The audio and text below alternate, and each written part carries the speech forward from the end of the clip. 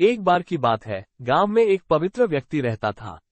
वो हमेशा स्वर्ग और नरक के बारे में जानने के लिए उत्सुक रहता था। एक दिन पवित्र व्यक्ति भगवान से मिला।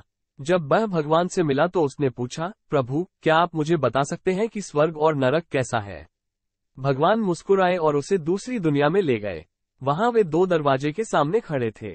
भगवान ने उसे जाने के लिए कहा और प्रत्येक दरवाजे के अंदर खुद जाकर देखने के लिए कहा।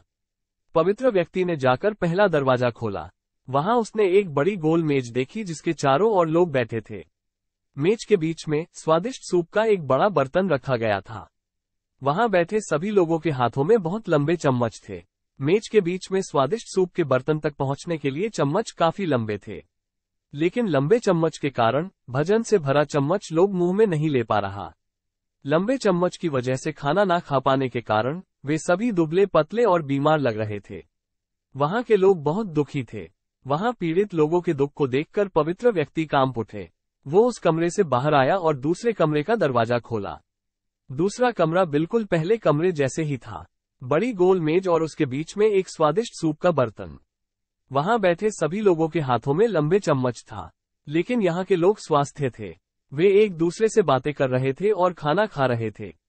पवित्र व्यक्ति ये देखकर प्रसन्न हुआ और उस कमरे से बाहर आ गया। फिर पवित्र व्यक्ति भगवान के पास गया और कहा, मुझे समझ नहीं आया कि दोनों कमरे एक ही जैसा है। फिर भी एक कमरा दुख से भरा है और दूसरा सुख से भरा है।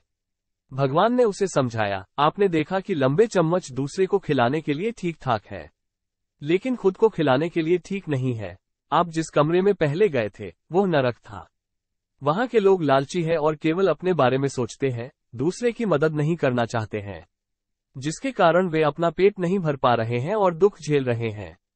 और दूसरा कमरा स्वर्ग था। यह उन लोगों से भरा है जो एक दूसरे की परवाह करते हैं और प्यार करते हैं, एक दूसरे को उन लंबे चम्मच से खिलाते हैं जिससे वे स्वस्थ और सुखी रहते हैं। शिक्षा, यदि हम एक दूसरे का समर्थन और देखभाल करें तो हम अपने जीवन को स्वर्ग बना सकते हैं और खुशी से जी सकते हैं। तो दोस्तों, हम आशा करते हैं कि आपको स्वर्ग और नरक की कहानियां पढ़कर जरूर